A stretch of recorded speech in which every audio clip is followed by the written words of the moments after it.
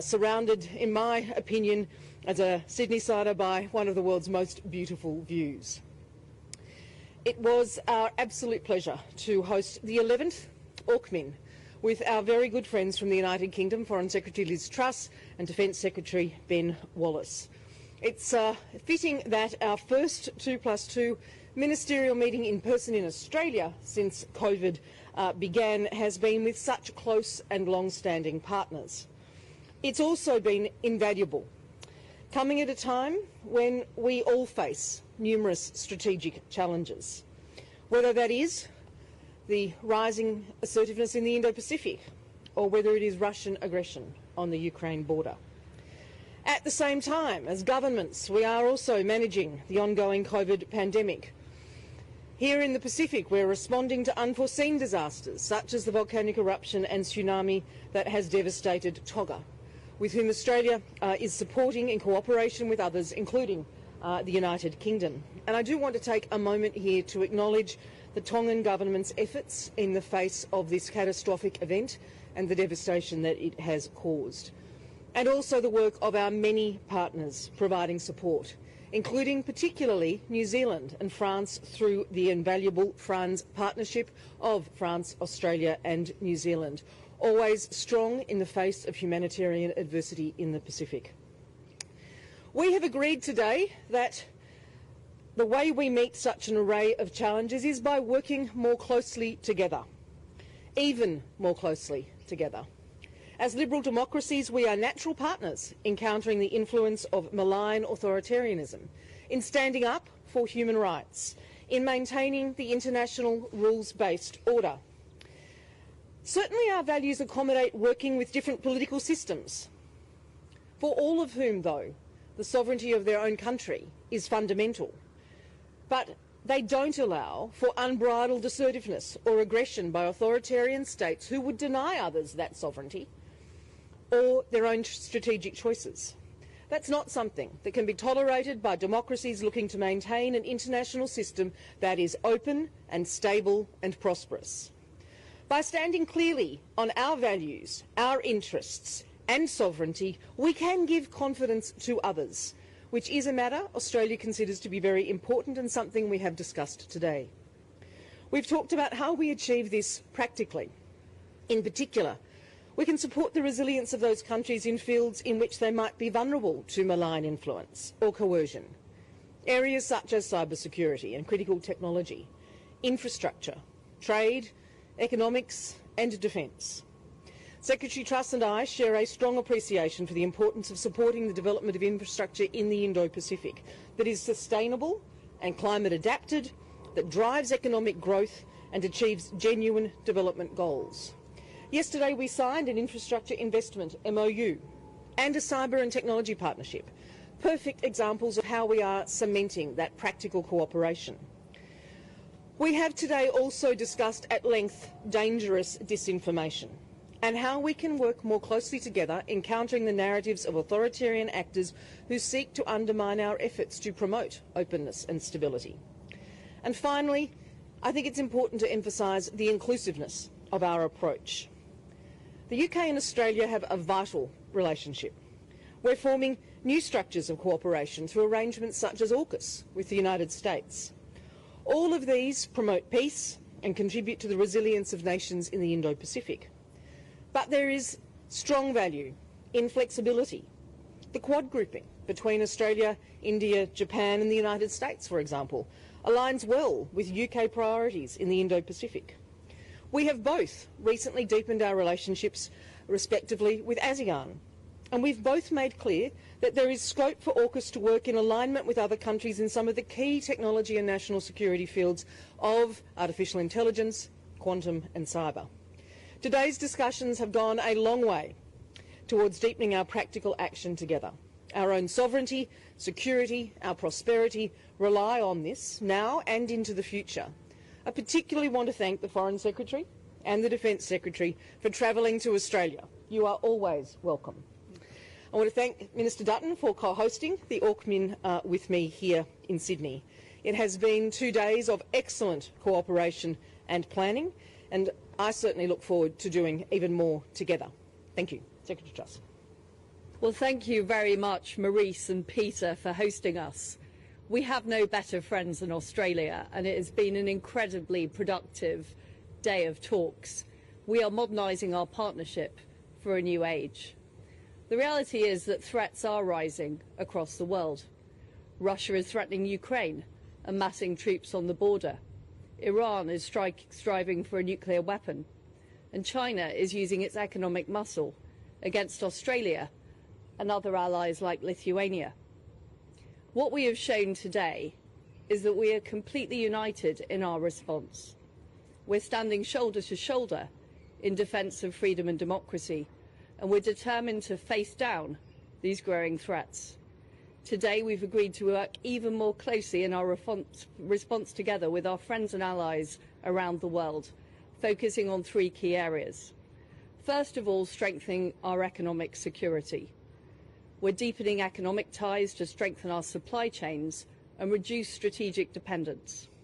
Our new trade agreement will completely remove tariffs between our two nations, and it will pave the way for the UK to join the Trans-Pacific Partnership, reinforcing that reliability of supply. We're working together on joint infrastructure investment into the Pacific region. Secondly, we're boosting our cooperation on technology. Technology has enabled incredible freedoms, but it is also being used to promote fear. And we can't allow the technologies of the future to be exploited for malign ends. Global tech standards must be shaped by the free world, not by authoritarian regimes. And that's why yesterday, Marise and I signed a new cyber and critical technology partnership focused on tackling malign actors. And thirdly, we're deepening our security ties. We're proud to work together in the Five Eyes and on the Five Power defence arrangements. I'm looking forward to travelling to Adelaide tomorrow to see the Hunter-class frigates being built. Our carrier strike group exercised with Australia and other partners last year. AUKUS will help make our defence and security ties even stronger by helping Australia acquire nuclear-powered submarine capability. It will also deepen our cooperation on advanced capabilities like cyber, AI and quantum. This will help protect trade routes and the wider stability of the Indo-Pacific. Today, we have been exploring how we can make even more of this great partnership to protect our people, our partners and our freedoms. The price of liberty is eternal vigilance, and with malign forces on manoeuvres, the UK and Australia are leading by example and making the case for freedom and democracy. Thank you. Gentlemen, it's been a very productive gathering. I want to say thank you very much to both of our very dear friends, to Liz and to Ben, for making the journey, in Ben's case, about 24 hours here on the ground, and such is the demand for him to be back in the United Kingdom and to deal with issues in Europe. It's been quite remarkable, Ben, that you've been able to give us the time to be a part of AUKMIN and to be here personally, so I'm very grateful for that. Equally, Liz, it's great to see you again, and thank you very much for your engagement, your friendship with our country, which has been long-standing, enduring and only strengthened as a result of our meetings. Marise and I have been very, very pleased, very proud to host this AUKMIN. It's a very significant achievement, particularly given the restrictions around COVID, but it signals our intent as two nations, and it really demonstrates the depth of the friendship and the fact that that is able to endure during any time and through any period. We know as a world today that we would be in a very different situation if during the 1930s and 1940s the United Kingdom hadn't stood up to malign forces and hadn't represented the values that they adhere to even to this very day. And we have a lot in common with the United Kingdom, a shared heritage, a shared set of values, and they must endure into the future. And the Prime Minister and I and others have spoken about this period in the Indo-Pacific being not dissimilar to the 1930s. And so it is incredibly important that countries that share values, like the United Kingdom and Australia, stand up once again. And we will work together in the Indo-Pacific and right around the world to deliver on those values, to give them meaning. And as we demonstrated in Kabul only a few months ago, Australia was able to bring out over 4,000 people, but only because of the assistance of the United Kingdom and the United States. And the security overlay that they provided, the integration with our own Defence Force personnel on the ground, resulted in a very positive, significant, tangible outcome for us. And we're seeing at the moment in the Indo-Pacific with the greater presence of the Strike Carrier Group, of the recent visit from the Astute, and many more visits that will follow as a result of the agreement under AUKUS, a strengthening and a necessary strengthening of the relationship between the United Kingdom and Australia. And so I want to pay tribute to Prime Minister Johnson for his leadership in AUKUS and thank very much the guidance and the support provided by the secretaries in that process. AUKUS represents an enormous opportunity for us, not just in relation to the acquisition of the nuclear-powered submarines, but also, as Marise rightly points out, other capabilities which will deter acts of aggression. And that's important not only for Australia and for our partners, but for our dear neighbours as well. And at the moment, we're seeing one of our family members in Tonga going through a very difficult time. And the aid that's been provided by the United Kingdom, by Japan, by France, by New Zealand, by Australia, again is a demonstration and an exercise of our values and our desire to help friends in good times and in bad. And the Australian Defence Force, as you know, has landed a C-17 yesterday. HMAS Adelaide departed from Brisbane at 12:30 their time this morning and is steaming toward Tonga, and we have two flights that we expect in today as well. But they're tough conditions on the ground. The C-17s will struggle with the ash that's still in the air, and we need to be very mindful of getting that assistance in place as quickly as possible, and Australia will provide that coordinating role from Amberley in particular in whatever way we can. So there's been a lot that we've been able to speak about, but underpinning this relationship is a shared heritage. It's served us and the rest of the world well in the past, and it will now and into the future, and it's why the relationship with the United Kingdom is as strong as it's ever been. We're very, very grateful that Liz and Ben have been able to make the 15,000k journey, and I think even despite that distance, we are friends that have come closer together over the course of the last 48 hours. Ben, over to you. Thank you, Peter, and can I thank the Governor-General for hosting us all in his lovely house today. Can I thank Marina and Peter for hosting us. It's brilliant that despite COVID we can get together. 81 years ago to the day, men of the Australian 6th Division and the British 7th Division captured Tobruk from the Nazis on this day. We fought side by side then against authoritarian and totalitarian regime, and we won not just because of the bravery of those men who died, many of them, for the sake of freedom, but because we have an alliance, and we are alliances. Our strength is through alliances, and that's why AUKMIN is such an important tool for us to stand up for the values that we believe in. The stronger we are together, the stronger our values will be protected around the world. And it was great to have a comprehensive meeting today where we covered all the subjects that was mentioned: cybersecurity, misinformation, better, deeper military coordination and exercising, and a recognition that today's world, unlike 1941, is more global than ever. We are more connected, more fast, more threatened in many areas than we have been for a very long time. And we have to help each other no matter how far away that is, because the world is smaller and more global. If globalization has been a reality for the economy, it's also been a realization for threat. And with the internet comes a turbo boost that means young men in Sydney can be radicalized by people from Syria. It means that nations can interrupt and corrupt our democratic and free and open societies from as far away as countries such as Russia. And therefore we have to work together to strengthen those alliances. There's a phrase in English, and I'm sure it's exactly the same in Australia, which is, by your friends you will be judged. I'm proud that Australia is our closest friend. I'm proud that we work together on the same values, separated maybe by 15,000 kilometres, it might as well be next door. And I think that is the strength of Orkman, of what we've discussed today will lead even more to helping protect our way of life, and hopefully will signal to all those other countries in the region that we are strong and reliable partners working together to deliver that freedom and uphold free trade and the rule of law.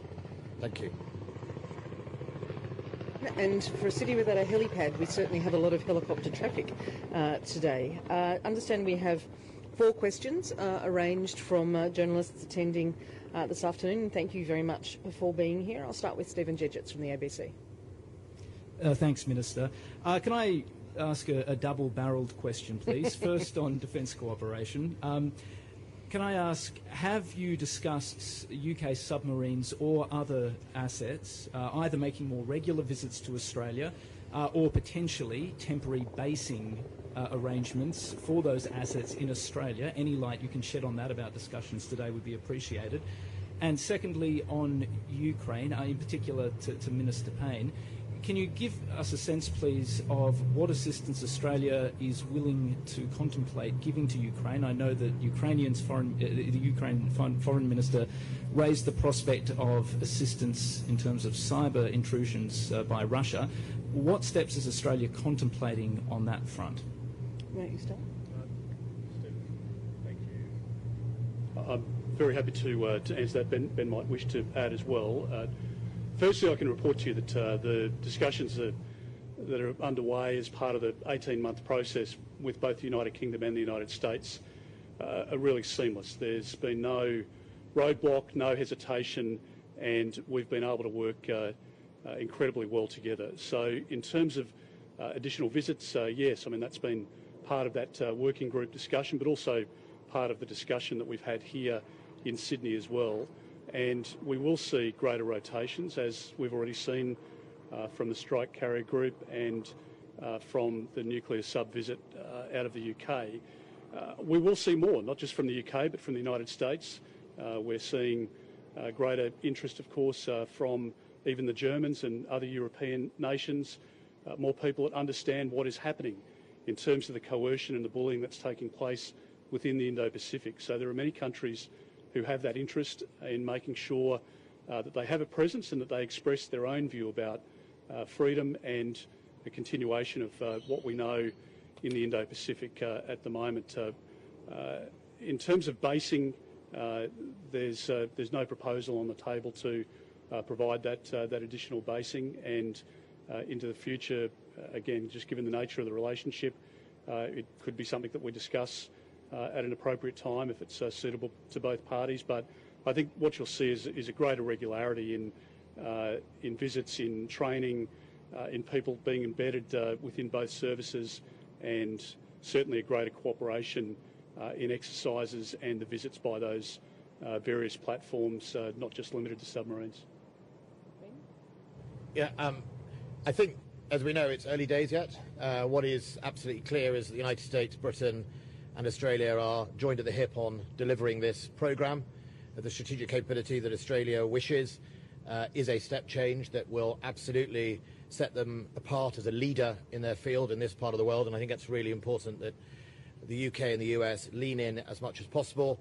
The first meetings took place last year with the United States, and I think nothing is off the table. Let's take the steps as we come. We've got to lay the foundations for training. We've got to lay the foundations for joint working. We've got to lay the foundations for understanding, the design of all of this. But in the meantime, Britain will certainly make sure that the submarines, when we have availability or we wish to deploy in conjunction with Australia, we will do that, to come here and not just visit but also operate. That these are global capable boats, not ships. Have to be careful of that. Boats, and then in the future, let's just take the one step at a time. Thanks very much, Peter, and thanks, Ben. In relation to the Ukraine, I had a very good conversation with Ukrainian Foreign Minister Dmitry Kuleba on the 19th of January, so a day and a half ago, and very clearly reaffirmed Australia's support for Ukraine's sovereignty and territorial integrity.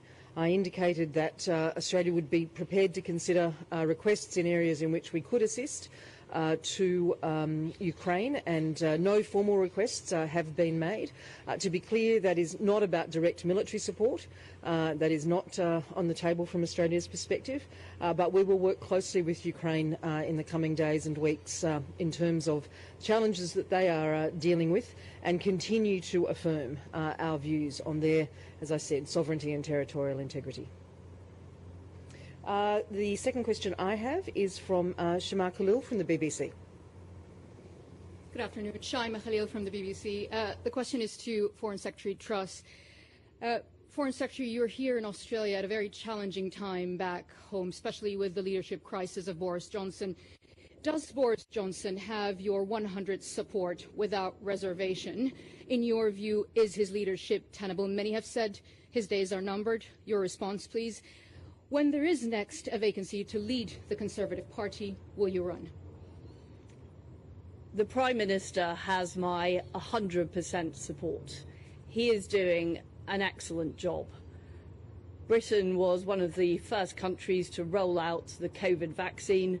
We've had a very successful booster programme.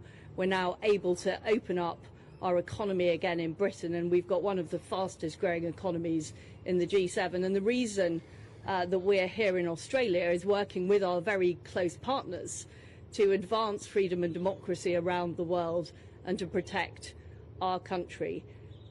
I want the Prime Minister to continue as long as possible in his job. He is doing a fantastic job. There is no leadership election. Sorry, may I have a follow-up question, please? I apologise. Absolutely. You mentioned the COVID efforts of the UK and how successful they were, and now the economy has been able to open up because of the efforts by the government.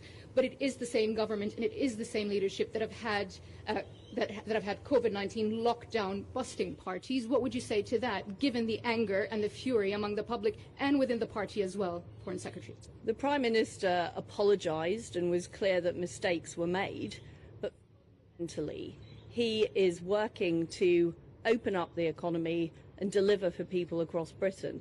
And that's what's important. What people care about is, the fact that employment rates are higher now than they were before the pandemic started. The fact that we have a highly successful vaccination and booster programme, and that we are seeing growth across the economy. That is what's important, and that's what people are focused on.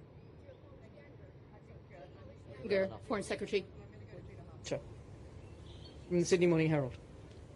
Thank you, Minister. Peter Harcher from the Sydney Morning Herald.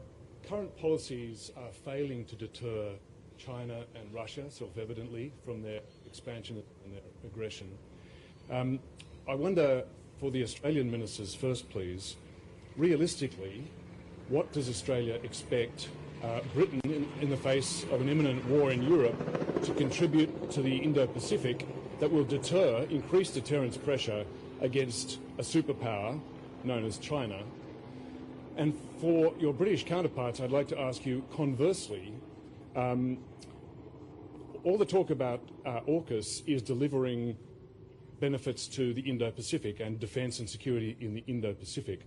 But what would you like to see reciprocally? We've just heard Minister Payne say that Australia is not offering direct military support to Ukraine, that is not an option. Would you like to see Australia offering any concrete support to European security as the obverse of UK commitment to AUKUS?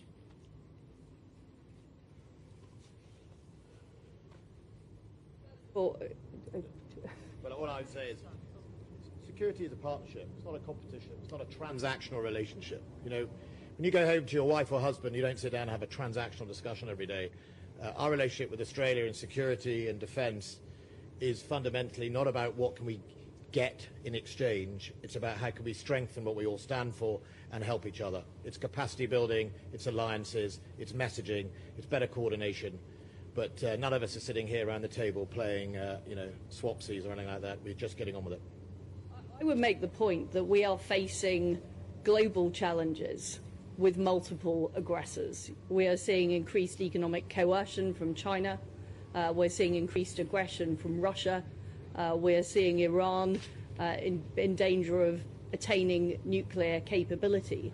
And we need to work with all of our friends and partners around the world, and Australia is an absolutely crucial ally and friend.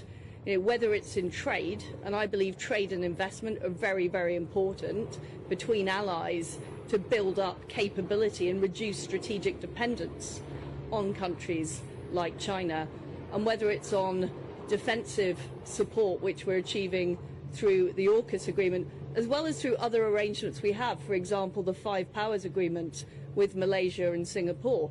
You know, this is the contribution Australia has made, and I think, as I said in my opening remarks, Australia is making a huge contribution to that battle for ideas that is taking place on a global level. I think I'd start by saying, in agreement with both Ben and Liz, that we all have different roles to play in the contests and the competition, strategic competition that we see playing out. But there is no question that Australia, or in fact I would go so far as to include the United Kingdom, would ever stop standing up for the values and the interests that we regard as most important for the global rules-based order that has served us so well for so many decades. And that includes in a range of ways. It certainly includes in clearly signalling to authoritarian states what is regarded as unacceptable, what is regarded as beyond the realms of acceptable behaviour in the international environment, authoritarian aggression and assertiveness that engages in coercion, that engages in intimidation in a range of ways. And they don't all manifest physically, and we know that, is completely unacceptable. And Australia and the United Kingdom will continue to stand up for those values and those interests. In terms of the United Kingdom and the Indo-Pacific, I can say from 6 years of experience in national security portfolios in Australia that I have seen an exponential and continued upward trajectory of UK engagement in this region. In fact, in November, the Secretary and I found ourselves shadowing each other around Southeast Asia. Me in Indonesia and Malaysia and Cambodia and Vietnam, the Secretary, I think, in Indonesia, Malaysia and Thailand, literally visiting counterparts, engaging on the key issues of concern to the region. We welcome the UK's engagement with ASEAN. We welcome our own advancement as a comprehensive strategic partner of ASEAN, the first comprehensive strategic partner of ASEAN. These are complementary activities and complementary engagement that really reflect the closeness and the affinity of the Australia-UK relationship and how it is playing out in the Indo-Pacific in particular. Peter, the only thing that I'd add is that the United Kingdom has, as I said before, a proud history and heritage of standing up for good against bad. And if you look at what is happening between China and Lithuania at the moment, or between China and Thailand, between China and India, between China and Australia, other countries where there's been economic coercion or activities otherwise, it takes, I think, many countries to come together to call out that behaviour. And I think the principle of sunlight or sunshine and exposing the conduct and being frank about where red lines are and where conduct is unacceptable is the only way in which we can address such behaviour. Nobody, as I've said repeatedly, nobody in our country, in our region, across the world wants to see conflict of any nature. Chinese government's been very clear about their intent with Taiwan, and they've been on a course of conduct with other countries, as I say, including Lithuania. It's all well documented, and it's more freely spoken about now, and it should be, because they have the questions to answer, and they should answer them. And I think there's nothing strange at all. In fact, I think it's to be applauded that the United Kingdom has fought for and continues to fight for freedom in the Indo-Pacific. That's their history. It will continue to be their future. And by bringing together countries like-minded with shared values and with an ability to stand up and credibly be heard across the world, I think that is exactly what needs to happen. And we're doing that with great friends, and that's been reinforced over the last day and a half. And finally, a question from Kenny Heckley at Sky. And Secretary Liz, thank you so much for taking my question. Are you aware of any instances of blackmail within your own government from MPs who may be supporting a vote of no confidence against Boris Johnson and comments about recent revelations?